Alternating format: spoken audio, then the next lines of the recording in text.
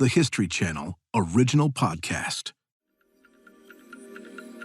History This Week, May 15th, 1940. I'm Sally Helm. San Bernardino, a working-class city 60 miles east of Los Angeles.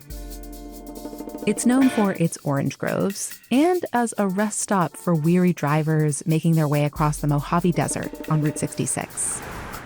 And today, there's a new stop on that route. A strange-looking octagon-shaped wooden building. It has a huge overhanging roof trimmed with signs, Red Hots, giant malts, hamburgers, and a neon sign announcing the name, McDonald's Famous Barbecue. This restaurant is opening today, and it caters to a new kind of American consumer, drivers. The owners are two brothers, Dick and Mac McDonald. They want to give people good food and quick service right at their cars. Those cars pull in head first, fanning out from the octagon like spokes on a wheel. And the waitresses, or car hops, come right up to your window. The menu is varied. You can get the featured items, barbecued beef, ham, or pork. There's a peanut butter and jelly sandwich, or what's called an aristocratic hamburger. All of it served with a side of fries. Mac McDonald later says that opening day went relatively smoothly. There's still a lot to figure out, but he and his brother are off to a good start. Better than they know. Because they had no real plans of launching the biggest fast food chain in the world. But that's exactly what McDonald's Famous Barbecue would become. Today, the McDonald brothers open McDonald's. How did Dick and Mac engineer a system that would be replicated in thousands of locations across the globe? And why don't they get the credit they deserve?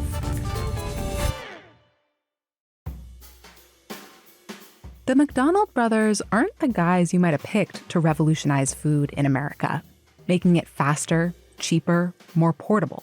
The restaurant reflection of the post-war world. I think a world before McDonald's is increasingly harder to imagine.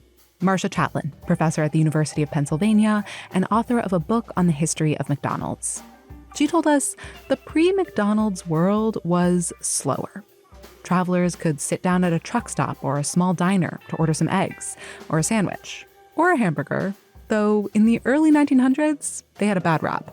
Most Americans thought of hamburger as a low-quality, kind of cast-off kind of food that was consumed late at night after people maybe enjoyed a night of drinking, or consumed by workers who were taking breaks on construction sites.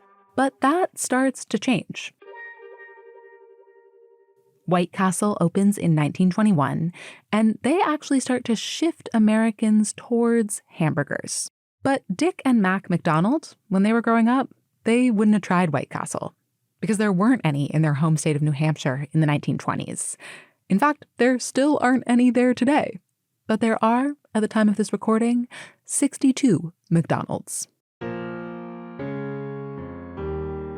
The two brothers are 7 years apart. Mac is older, Dick is younger, and the Great Depression hits their family hard. After the stock market crash in 1929, their dad loses his job at a shoe factory. He'd been working there for 42 years. It's brutal. No pension, no thanks. The brothers vow this will not be their fate. In fact, they set a goal. They want to make $1 million by the time they turn 50. Job prospects in New Hampshire aren't great. So, like many before them, Dick and Mac McDonald head west with the idea of breaking into Hollywood and having this glamorous American career. That's Adam Chandler, journalist and author of a book on the history of fast food. And when the McDonald brothers get to sunny, glitzy California, they do get jobs, but they don't make it big. They're basically hired hands on Hollywood backlots. They'd push around sets and work the lights on silent movies. Dick later said they were just a couple of flunkies. But they want to be millionaires. So They decide to try another time-honored American career, entrepreneurship. The McDonald brothers take over a movie theater. But it's still the Depression. People can't really afford that kind of luxury. The movie theater is barely scraping by. So the brothers are like, what else can we do? And they notice that one type of business in town seems to be doing all right. Food. Cheap food. Food that is affordable and not stuffy. There's a root beer stand that seems to be making a killing. So Dick and Mac open up a roadside stand next to a nearby airport. It specializes in the odd combination of hot dogs and orange juice. This is, after all, Orange Grove country. And they strike a deal with a supplier to get 20 dozen oranges for $0.25. Their stand is in a wooden octagonal building. You step up to the window, order your food, and eat at one of the stools that lines the building's 8 sides. The brothers do great. They make enough money that they can actually bring their parents from New Hampshire to California. But they can see that stools are not the future. The future is cars. So they set their sights on a new location, San Bernardino. We have Route 66 passing through San Bernardino. It's a place that is being populated by a lot of military personnel because of the growth of military bases in the area.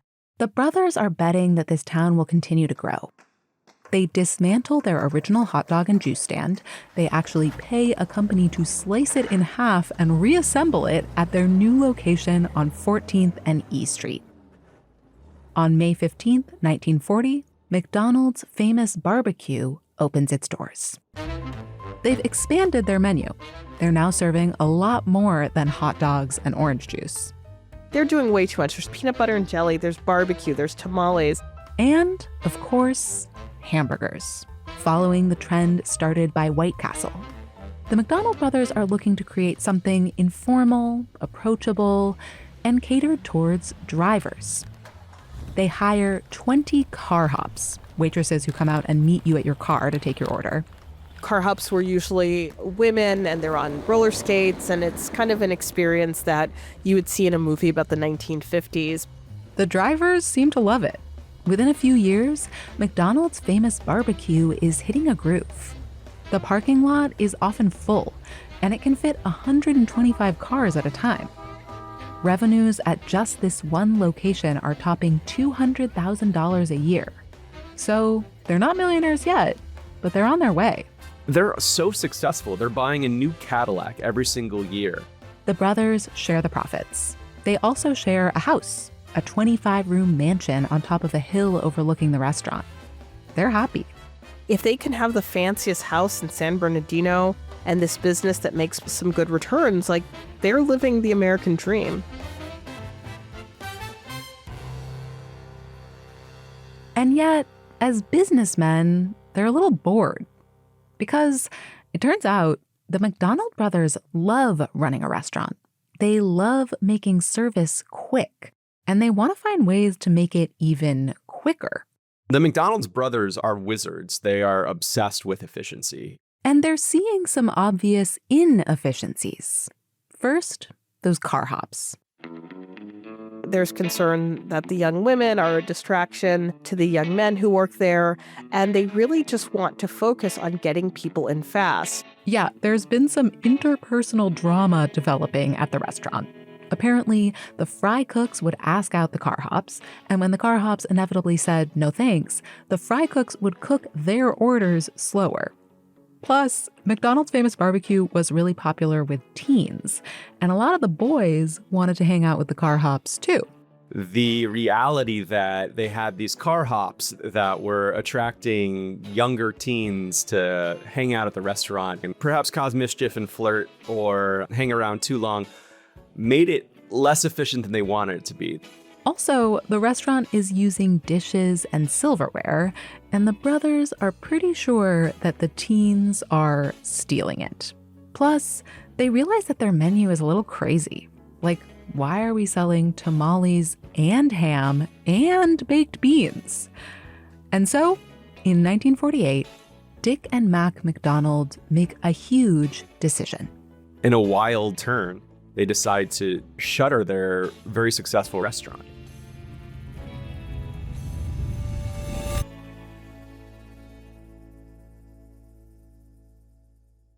History This Week is now in its 6th season, kind of crazy, and we love bringing you these stories.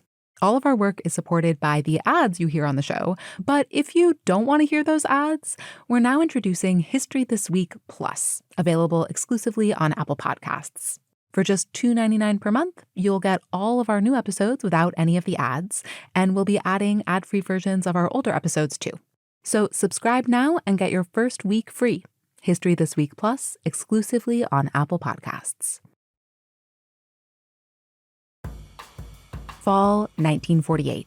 Dick and Mac McDonald have decided to close their very successful restaurant and redesign it from the ground up. Not something everyone would want to do, but the McDonald brothers aren't everyone. They were logistics guys. They were fascinated with getting everything they could out of every square inch, every ingredient, every employee. They hole up in their 25-room mansion to rethink every aspect of the business, starting with the food, which at the time is largely barbecue. But barbecue is kind of slow. They realized that, having to kind of preside over a smoker and have to worry about an open pit wasn't a really viable business move. Plus, when they look at the data, they see something interesting. 80% of their sales are actually hamburgers. That's what the people seem to really want. So, their 25-item menu gets cut down to 9, starring hamburgers and fries. There's also potato chips, a slice of pie, milk, coffee, and 3 different flavors of soda. This streamlined menu means that they can streamline everything else. They get rid of plates, they get rid of knives and forks. Yeah, no need for silverware. It's getting stolen anyway. And if you're just serving burgers and fries, they can be wrapped up in paper. The drinks will come in paper cups with plastic straws. And you know what, customers? You can get out of your car and come up to the window and grab the food yourself. No more car hops. And so, no more leather jacket-clad teens loitering in the parking lot, hoping for a date. It's going to be quick, simple, no frills. You're going to have hamburgers served to you within a minute or so, and you take it with you, either to eat in the parking lot or to hit the road and go. They're going for cheap food and high volume. The goal is to make a good, affordable hamburger as efficiently as humanly possible. And the kind of kitchen you really need to do that, it doesn't exist. So the McDonald brothers build it. They create the grill that they want. That is bigger than any grill that exists. They create a lazy Susan so you can dress all of the burgers and all of the buns quickly enough without any waste of space or time. They commission a special French fry chopper machine. You just do 1 potato and 1 crank, and then you've got all of these French fries. To make one of the other machines, Dick McDonald even does a bit of espionage.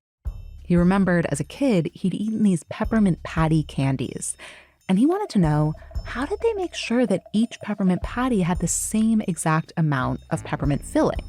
So he contacts a candy company in Los Angeles, pretending to be a journalist, and goes to a candy factory, essentially, where they are pumping out peppermint patties out of a dispenser with a lever. It's kind of a cone-shaped dispenser, and each time the button is pressed, the same amount of peppermint goo comes out. Dick McDonald says, "Thank you very much, this will be great for my story." Then he goes to his designer and says, "Here's the idea. Make something like this for our condiments." And sure enough, they create a dispenser, which is the forerunner of the one that's still in use at McDonald's today. You press it, and then it presses out like the perfect portion of ketchup and mustard. This is a small item that kind of speaks to the entire ethos of the McDonald's brothers. Their new kitchen is going to be the site of a complex dance. They want people grilling patties and serving fries and bringing meals to customers. It's going to take coordination. They actually go out to their home tennis court and plot the whole thing out in chalk, imagining all the choreography. A rainstorm washes it away overnight, so they have to draw it again. But when all is said and done, they estimate that they'll be able to grill 40 patties every 110 seconds and serve 900 portions of fries every hour. They call it the Speedy system. And they even have a mascot named Speedy. Speedy has a giant head made out of a hamburger bun and like a little tiny body. It's, fast, it's friendly. And also in creating the character of Speedy, it's appealing to kids. Yeah, the McDonald brothers are trying to change their clientele. They don't want to be a teen hangout anymore. They want to attract a different, very valuable group of customers. Families. And the way to get the families? Get the kids. The menu itself appeals to kids. Even today, going to a fast food restaurant, part of the fun is that you're kind of eating kids' food. And they get off to a good start. The McDonald's reopened their restaurant in December of 1948. It's now called McDonald's Famous Hamburgers.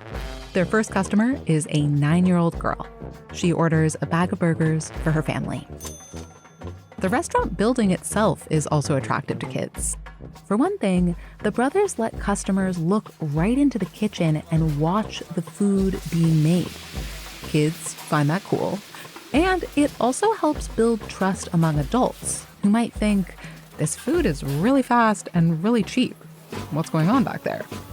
So, the brothers show them. You can see them making this food in the kitchen in front of you and see how quickly it all comes together, and it's kind of a marvel in and of itself. It feels futuristic. Somebody's dressing the hamburgers, somebody's grilling the hamburgers. The milkshake machines are churning out all of these different flavors of milkshakes at once. It was this very intricate dance, and it moved so quickly that people would wonder if the food had been pre-prepared, but it really wasn't. This new McDonald's is the future, and not everyone is ready for it. Customers will sometimes pull their cars up to the restaurant and flash their headlights, honk their horns, expecting a car hop to come up to their window and take their order. But those days are gone. In the first few months after the reopening, it doesn't seem like it's going to work. Customers are annoyed, and revenues are down by 20%.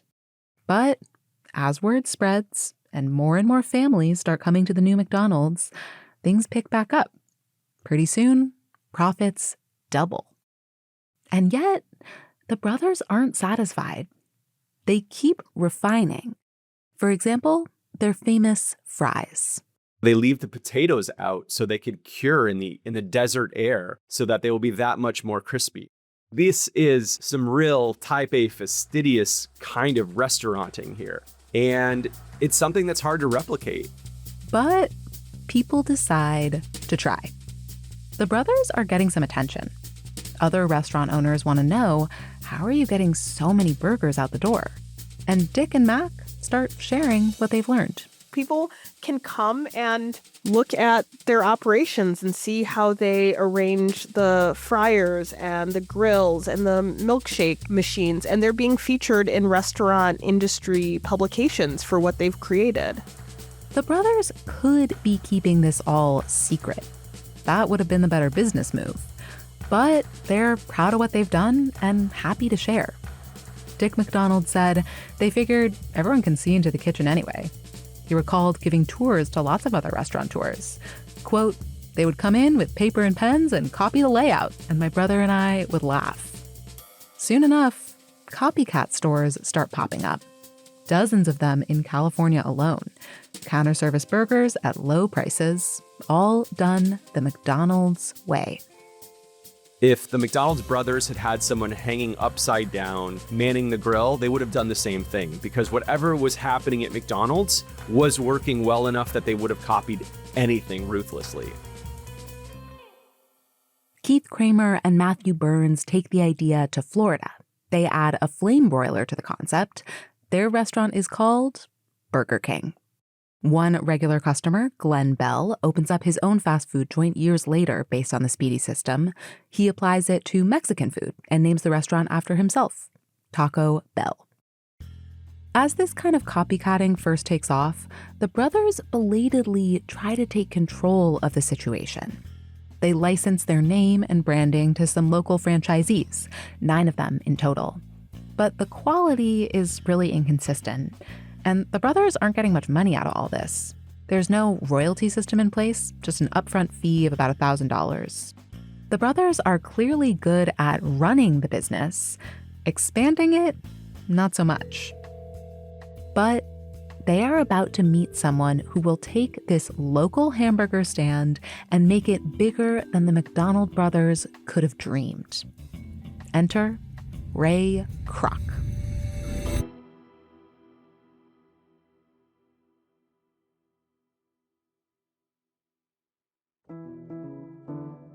Ray Kroc has been in the restaurant business for decades. He played piano for diners. He sold paper cups. By 1954, he's selling milkshake machines, and the McDonald brothers are some of his best customers. In fact, he has no idea how they're going through so many machines. What's going on over there? They're making an insane number of milkshakes. He decides to fly to California and see for himself. He shows up at the Octagonal Building in San Bernardino. He sees so many people coming in and out. He doesn't just see long lines. He sees people moving through the lines quickly. He gets in line with the other customers and decides to do a little test. He blurts out, "I've never waited in line for a hamburger my whole life." The regulars tell him, "Don't worry, it moves fast, and it's worth it." Kroc later says he doesn't remember what he ordered. Probably a burger. There aren't many options. And he is stunned by how fast his food is ready. He's blown away by it because it's so counterintuitive that your food would be ready that quickly, that they would hand it to you in a paper bag, everything wrapped up, ready to go. There's no place to sit, and it happens so quickly that you turn around and you're done. The brothers are both working that day, like they do every day. Kroc waits for the lunch rush to die down before approaching them. He invites them to dinner that night. They accept. Over that meal, he learns about their entire operation. And he knows, I've got to get in on this. He immediately has a vision for it. Every place that has a school and a church should also have a McDonald's. And he makes that pitch over and over again until the McDonald's brothers let him take a shot at it. Ray Kroc becomes McDonald's exclusive franchising agent. He'll be in charge of expanding the operation. And he sees it could be huge. He's done everything in restaurants his entire life. And all of a sudden he sees this model that makes him realize this is the future. And he's absolutely right. But the McDonald brothers don't exactly share his big vision for their business. They just see the world differently. Like Ray Kroc is this jet-setting salesman. The brothers, they never take airplanes. They like their local life in San Bernardino. They were probably thinking, we could probably do business with this guy, make a little extra money. Maybe he'll take us, as far as Los Angeles, maybe down to San Diego. But Ray Kroc, he's going way beyond San Diego, no matter what it takes. The McDonald's brothers are keen on making sure that the quality and the standards hold up. And Ray Kroc is a little bit more open to finding compromises to make sure that it scales more easily. And that's one part of the conflict that sort of erodes their relationship. They argue about a lot. About, for one thing, the famous French fries. You can't keep this San Bernardino French fry model in a place like Chicago where you can't leave the potatoes out to cure in the desert air. It's Chicago. And about bigger things, like money. There's a lot of frustration on both ends. Ray Kroc himself is not doing financially very well in this situation, and he's letting him know that he's unhappy, even though they're seeing profits. Kroc does expand the business. There are more and more McDonald's. They open a lot of stores, but it's not exactly the McDonald's that we know it to be today, where it's on every corner and it's in every community. It's still trying to find its footing. And behind the scenes, the tension continues to grow. What happens next depends on who you ask. The The brothers say they wanted to sell the business to Kroc. The headaches aren't necessarily worth it to them, and they've already amassed a fortune that leads them to be rich for the rest of their lives, many times over, without any question about it. Kroc later tells a slightly different story, that he's the one who asked them to sell, to name the price that would get them out. That price was $2.7 million, which, after taxes, would net out to $1 million per brother. No royalties, no continued payments.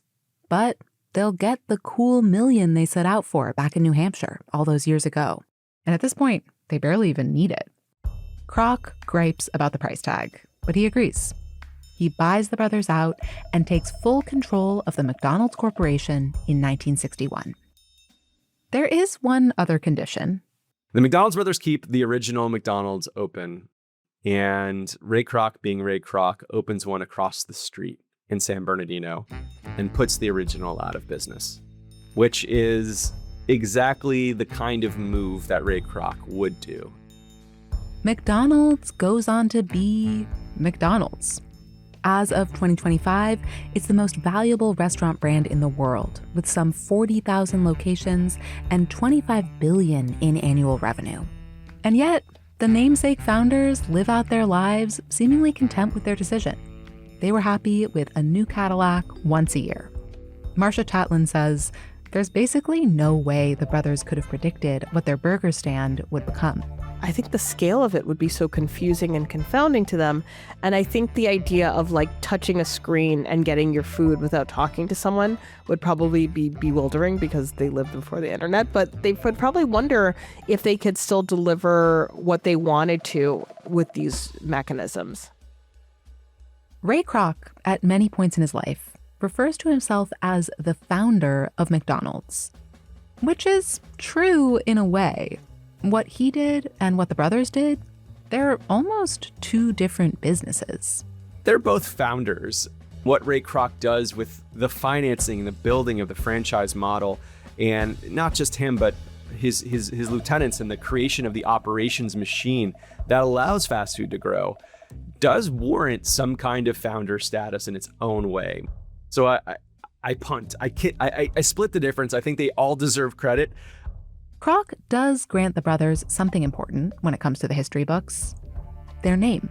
You know, if it had been called Kroc's Hamburgers, nobody would really be as interested in it. When you hear the name McDonald's, you just have this association with it. So I do think the McDonald's brothers, in a lot of ways, win out because that name, you know, echoes through the generations now.